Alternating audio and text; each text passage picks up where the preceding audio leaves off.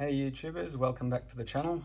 So it's been a little while since this battery was changed. I see a few people have watched the video and we might do it a little bit differently today. So this is the supercharged battery. It went on January 2020. The car's November 2014, so the battery was just over 5 years old. And this new one came with a pretty reasonable warranty, so 2.5-year warranty. And I stuck it on there and it's been fine until just the other day, went to start the car and it was click click. So I had to think about that, charged it up and just tested it, and sure enough it's good for replacement.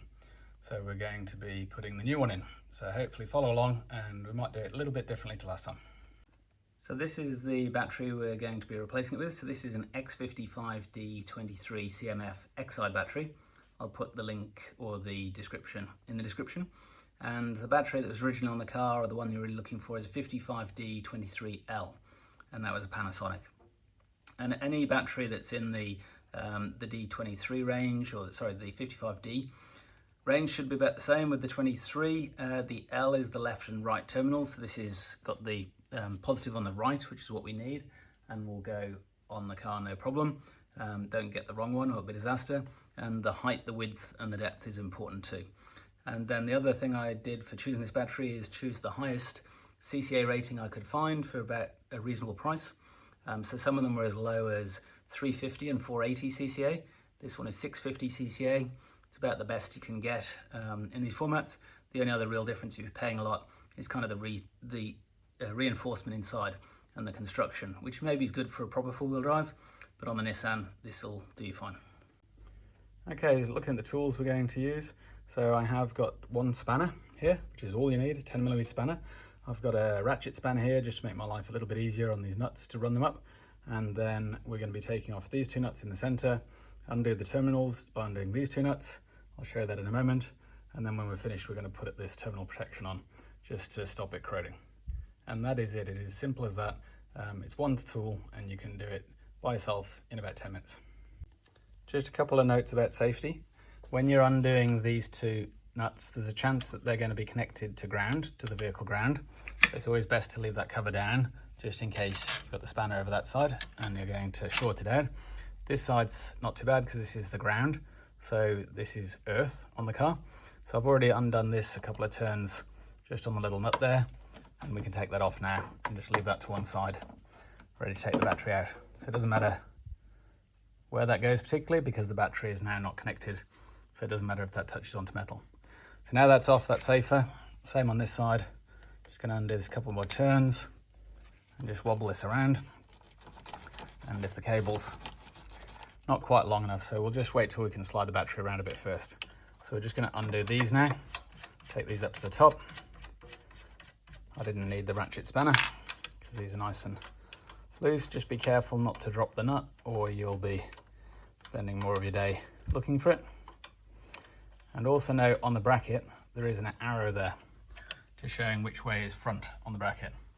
So just take note of that when you put it back on. Same on the back. I'm just going to take these off completely. They normally hook in down the bottom, so you do want to be careful to make sure they are properly hooked in and they're not going to cause you any trouble when you lift them off. Yeah, that one there. I'm just going to slide that out the way and unhook it. It's just going to make life easier taking the battery off. So just put that down, and the same on this one on the back. There we go, it's just lifted out. So we'll put those back in after and get those nicely on. But now, because this is a replacement battery, it's got a nice handle on it. I'm just going to move the battery around a bit and lift this off. Maybe one-handed. Okay, I'll be back in a sec. So just be careful of that cable, you don't put too much strain on it. There is a lot going on there with different connectors going down to the harness. But basically I just tilted the battery to the left, which gave me enough room to lift that off. And now I can lift the battery out, including this battery protection cover. Okay, with the old battery lifted out, it's a great opportunity to try the new battery in the battery protector stroke thermal blanket. So normally this is to stop heat going onto the battery. Sometimes they have fans built into them. Not sure why Nissan put it on this car, but I'm going to put it back on. It's in good condition and it fits the new battery great. And while you're here, it's a good opportunity to clean out the battery tray, make sure nothing's inside it. So in mine, I've actually got this really good stone, which would really cause a lot of trouble. And the battery tray does just lift out, so I'm going to lift it out give that a bit of a clean, just make sure everything's nice and clean down there, and then put the battery back in.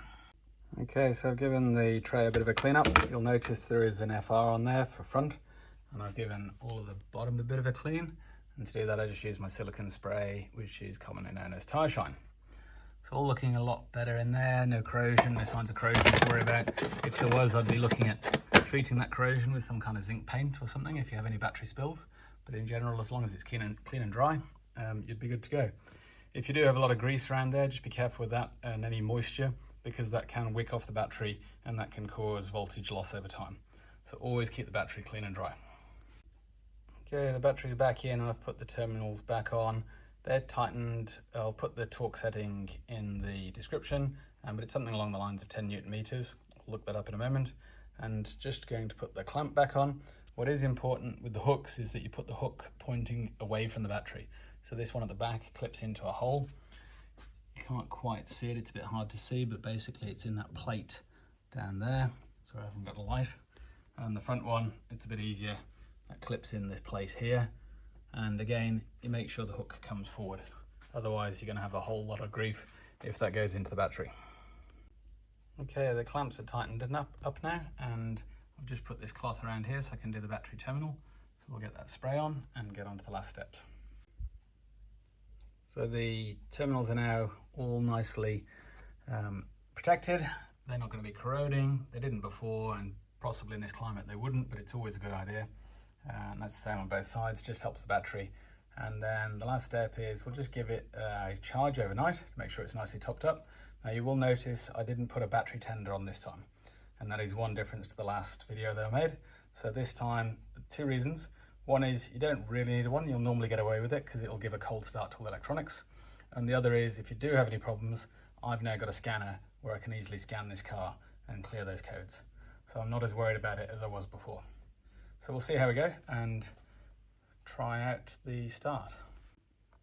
So you should be able to hear it as a crank speed from in here. We'll see how we go. So let's get the ignition on, get all the beeps out the way. We'll just close the door, stop, and I'll leave the door open. So that one's going to keep going. And here's the crank.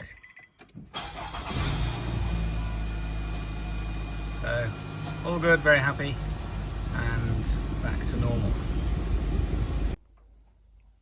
So all done now. Thanks for watching. I hope that's useful for somebody.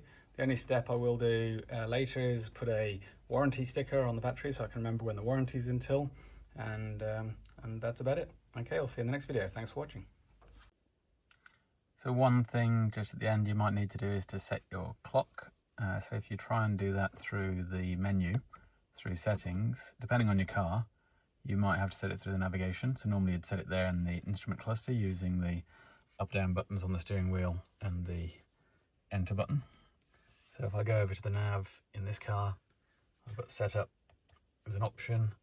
There I can choose system, I can choose clock, I can choose time zone, auto. Down the bottom here is time zone, so I'll just set that for Australia. So we're on +10. And there should be an auto button. Now there we go. So the only thing that's different is daylight saving. So daylight saving's on currently, and now we've got the right time there, and we've got the right time on the clock. So we can now go back to anything else on the navigation. Okay, that's the only thing you have to do if you don't put a battery saver on and you do change the battery and have a completely flat battery. And there's a small possibility you might need to reset your radio settings, but otherwise you should be all good. Okay, thanks for watching. See you in the next video.